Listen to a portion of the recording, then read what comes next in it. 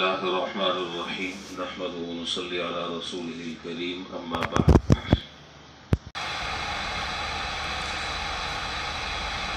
عن أبي هريرة رضي الله تعالى عنه عن النبي صلى الله عليه وسلم قال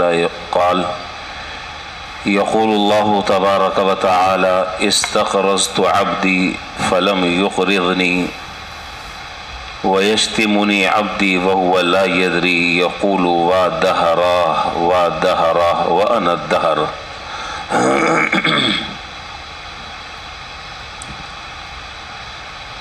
حضرت ابو ہریرہ رضی اللہ تعالیٰ عنہ سے یہ روایت مروی ہے. وہ فرماتے ہیں کہ جناب نبی کریم صلی اللہ علیہ وسلم نے ارشاد فرمایا کہ اللہ تعالیٰ ارشاد فرماتے ہیں، یعنی یہ حدیث قدسی ہے. حدیث قدسی اس حدیث کو کہا جاتا ہے کہ جس میں قول کی نسبت اللہ تعالیٰ کی طرف کی گئی ہو، اور جس قول کی نسبت حضور کی طرف کی جاتی ہے اس کو حدیث نبوی کہتے ہیں. تو چونکہ یہ ارشاد اللہ تعالیٰ کا ہے، اللہ تعالیٰ یہ بات فرما رہے ہیں، تو یہ حدیث قدسی ہے.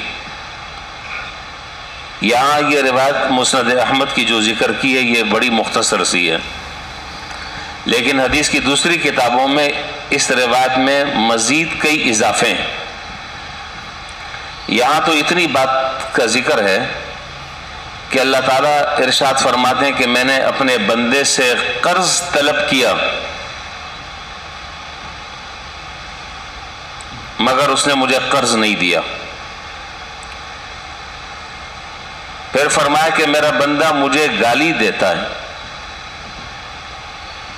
اور وہ نہیں جانتا کہ وہ کیا کہہ رہا ہے. وہ کہتا ہے کہ ہائے زمانہ، حالانکہ زمانے کے تمام تصرفات تو میرے قبض قدرت میں ہیں. اور مشکات شریف میں روایت ہے کہ یہ زمانے کو گالی دیتا ہے، یسبنی الدہر وانا الدہر انا اقلب کیف یشاء. یہ زمانے کو گالی دیتا ہے، زمانہ تو میں خود ہوں، میں جس طرح چاہتا ہوں اس میں تصرف کرتا ہوں. تو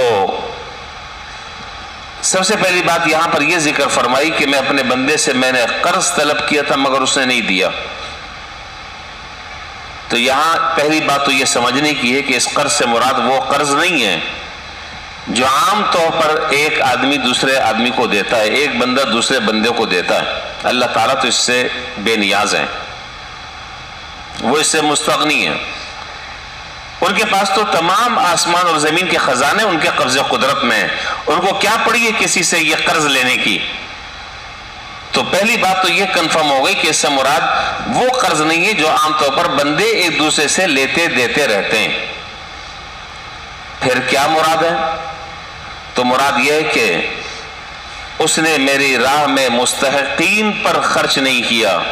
کوئی غریب تھا، کوئی محتاج تھا، اس کی ضرورت کو پورا نہیں کیا. اگر اس کی ضرورت کو پورا کر لیتا تو گویا کہ میں یہ سمجھتا کہ اس نے مجھے قرض دیا ہے، اور جو مجھے قرض دیتا ہے میں پھر اس قرضے کو بہترین طریقے سے چکاتا ہوں، میں بہترین طریقے سے اس کا قرض ادا کرتا ہوں.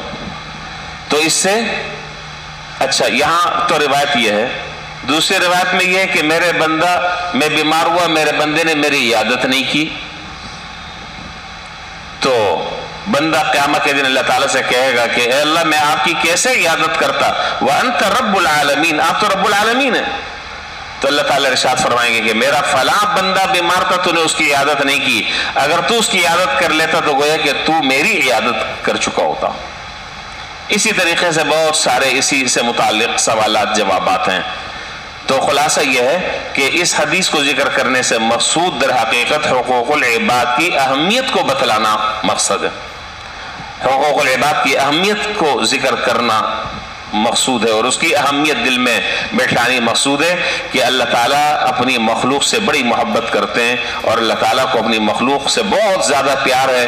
اس لیے حدیث میں ہے کہ الخلق عیال اللہ فَأَحَبُّ الْخَلْقِ إِلَى مَنْ أَحْسَنَ إِلَى عَيَالِهِ، کہ یہ جو تمام کے تمام مخلوق ہے یہ اللہ تعالیٰ کا کنبہ ہے. کنبہ سمجھ رہے ہیں کیا؟ خاندان. कुंबा खानदान, ये पूरी की पूरी मखलूक जो है ये अल्लाह ताला का कुंबा है। और अल्लाह ताला के कुंबे से जो आदमी मोहब्बत करता है और उनका ख्याल रखता है, अल्लाह ताला उसे अपनी नज़रों में महबूब कर देते हैं, अल्लाह ताला उसे अपनी नज़रों में महबूब बना देते हैं। जाहिर है, और हज़रत थानवी रहमतुल्लाह अलैह फरमाते हैं कि इसकी मोटी सी मिसाल ऐसी समझो इस हदीस की कि फ़र्ज़ करो कि एक बादशाह है, उस बादशाह के जो अजीज़ व अक़ारिब हैं, उसका जो ख़ानदान है और जो शाही लोग हैं, एक आदमी उनका ख्याल करता है, उनकी ज़रूरतों को पूरा करता है, उनके साथ अच्छे बर्ताव से पेश आता है, तो कुदरती तौर पर वो आदमी बादशाह की नज़रों में कितना ज़्यादा महबूब होगा, इसलिए कि वो आदमी उसके कुंबे से प्यार कर रहा है, उसके कुंबे से मोहब्बत कर रहा है, तो बादशाह की नज़र में उसकी वक़्त अजमत बहुत ज़्यादा बढ़ जाएगी। इसी तरह ये सारी के सारी जो मखलूक है, जो कायनात में फैली हुई है, ये अल्लाह ताला का कुंबा है, ये अल्लाह ताला का ख़ानदान है।